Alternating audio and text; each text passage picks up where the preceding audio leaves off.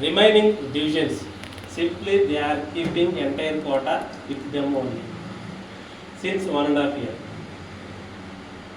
Of course, I consult the people. Why? Because they are established newly at their divisions. Some amount, some fund is also required to conduct union activities. I consult. But after completing this circle conference, please don't think otherwise. All quota should be reached to CHP. I will give one letter to CPMG sir to circulate this. As per our direct rate guidelines, all quota should be sent to CHQ. After we opening the bank accounts, the CHQ will return as per our bylaw, as per our quotas, as per our bylaws. Please note this.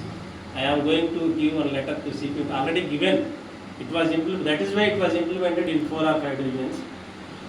Remaining, I think, most probably 12 divisions are simply keeping the entire subscription with them only.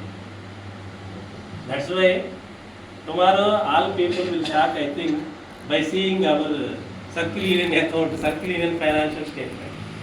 How we are running our union without any funds. Tomorrow